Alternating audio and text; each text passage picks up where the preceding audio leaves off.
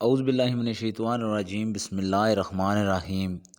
روایت میں آتا ہے کہ ابلیس کو اللہ نے آگ سے بنایا۔ ابلیس نے روئے زمین کا کوئی کونا ایسا نہ چھوڑا جہاں اس نے عبادت نہ کی۔ کائنات کے ذرے ذرے پر یہ ملول سجدہ ریز ہوا، لیکن لوح محفوظ پر اس کا نام ابلیس درج تھا۔ اسے اپنی عبادتوں پر بہت ناز تھا۔ روایت میں آتا ہے کہ جب فرشتوں نے لوح محفوظ پر لکھا ہوا دیکھا کہ ان میں سے کوئی ایک لعنتی ہونے والا ہے تو فرشتے بہت روئے اور مغفرت طلب کرنے کے لیے ان کے ساتھ ابلیس بھی تھا، جیسے اپنی عبادت پر ناز تھا۔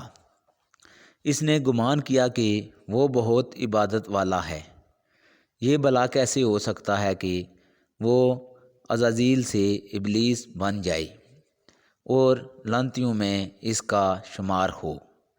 اللہ نے آدم کی تخلیق کی۔ سب فرشتوں کو حکم ہوا کہ اسے سجدہ کرو، اسے میں نے اپنے ہاتھوں سے بنایا ہے۔ سب فرشتوں نے آدم کو سجدہ کیا، لیکن ابلیس اپنی جگہ آ کر اکڑ گیا، یعنی اس کے اندر کی میں نے اسے جھکنے نہ دیا۔ اللہ نے فرمایا، کیوں نہیں جھکتا اس کے آگے جسے میں نے بنایا ہے؟ وہ لعنتی بولا، مولا عبادت تیری کروں، تخلیق کرنے والا تو، مجھے آگ سے بنایا، اسے مٹی سے، میں اسے افضل ہوں، میں بھلا کیوں جھکوں اس کے آگے؟ اللہ نے فرمایا، آج سے تو عزازیل نہیں ابلیس ہے، تجھے عبادت کی توفیق ہم نے دی تھی۔ ساتوں آسمانوں پر تیرا نام ہم نے مختلف رکھا، لیکن تو اپنے تکبر اور میں کی وجہ سے مردود ٹھہرا۔ گزارش ہے کہ کبھی تکبر اور میں کو دل میں جگہ نہ دو، اپنی عبادت پر ناز نہ کرو۔ شیطان سے زیادہ عبادت کسی نے نہ کی تھی، لیکن پھر بھی وہ لعنت کا طوق شیطان کو پہنا دیا گیا۔